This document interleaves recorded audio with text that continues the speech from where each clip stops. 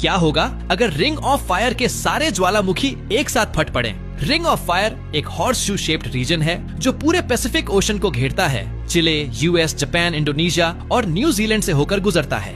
ये धरती के सबसे साइस्मिकली एक्टिव जोन्स में से एक है, जहां 450 से ज्यादा एक्टिव वोल्केनोज हैं और दुनिया के 90% से ज्यादा अर्थक्वेक्स यहीं से आते हैं। इतिहास के कई सबसे खतरनाक इरप्शंस यहीं हुए हैं, जैसे 1883 का क्रैकटोआ ब्लास्ट, जिसकी आवाज 3000 मील दूर तक सुनी गई थी। अब सोचिए, अगर सारे 450 वोल्केनोज एक साथ इरप्ट हों, सबसे पहले आसमान काला हो जाएगा, ऐश पूरी कॉन्टिनेंट्स तक फैल जाएगी, सूरज की रोशनी रोक देगी, दिन भी रात जैसा अंधेरा हो जाएगा।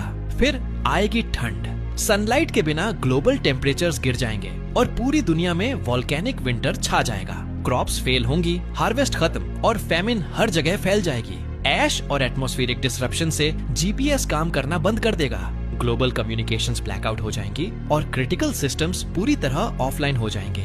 नेविगेशन और कोऑर्डिनेशन टूटने से ग्लोबल ट्रेड कोलैप्स कर जाएगी और जब दुनिया जमने लगेगी, मैसिव अंडर वाटर इरप्शन से पूरे पैसिफिक में सुनामी उठेंगी जो पूरे शहरों को मिटा सकती हैं। क्या होगा अगर रिंग ऑफ फायर के सारे ज्वालामुखी एक साथ फट पड़े? रिंग ऑफ फायर एक हॉर्स शू शेप्ड रीजन है जो पूरे पैसिफिक ओशन को घेरता है। चिले, यूएस, जापान, इंडोनेशिया और न्यूजीलैंड से होकर गुजरता है। ये धरती के सबसे साइस्मिकली एक्टिव जोन्स में से एक है, जहां 450 से ज्यादा एक्टिव वोल्केनोज हैं और दुनिया के 90% से ज्यादा अर्थक्वेक्स यहीं से आते हैं। इतिहास के कई सबसे खतरनाक इरप्शंस यहीं हुए हैं, जैसे 1883 का क्रैकटोआ ब्लास्ट, जिसकी आवाज 3000 मील दूर तक सुनी गई थी। अब सोचिए, अगर सारे 450 वोल्केनोज एक साथ इरप्ट हों, सबसे पहले आसमान काला हो जाएगा, ऐश पूरी कॉन्टिनेंट्स तक फैल जाएगी, सूरज की रोशनी रोक देगी, दिन भी रात जैसा अंधेरा हो जाएगा।